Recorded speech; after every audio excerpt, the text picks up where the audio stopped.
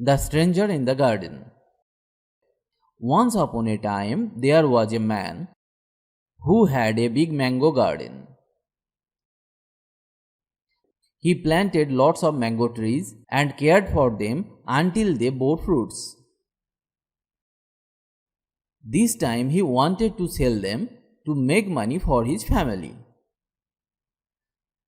One fine day he went to pick mangoes with his son and saw a stranger was sitting on a branch of a tree and picking mangoes. The man got angry and shouted, "Hey you! What are you doing to my tree? Aren't you ashamed to steal?" The stranger sitting on the branch looked at the garden, but he did not reply, and he began to pick the mangoes again. This time the gardener got very angry and shouted again, "I have been taking care of these trees for a whole year. You have no right to pick fruits without my permission. So get down from the tree now." The stranger in the tree replied, "Why should I come down?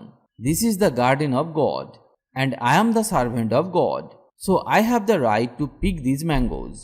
You will not interfere in the work of God and his servant."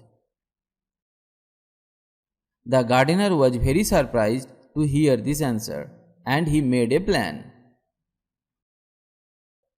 The gardener said to the stranger, "Come down from the tree. I have some useful things to say to you."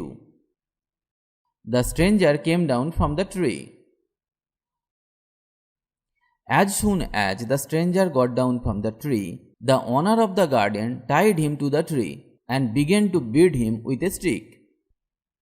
The stranger shouted, "Why are you hitting me? You have no right to beat me." The gardener did not listen and began to beat him. The stranger shouted, "Don't you fear the God? You are beating an innocent man." The gardener replied that, "Why should I be afraid? This stick in my hand is God's, and I am God's servant. Rather, you should not interfere in the work of God and his servant." The stranger hesitated and said, "Wait, don't hit me. I am sorry for taking the fruits. This is your garden, and I should have taken your permission before taking the fruits. So please forgive me and let me go." The gardener smiled and said, "You have done evil, and do not use God's name to justify it." After that, the gardener untied him and let him go.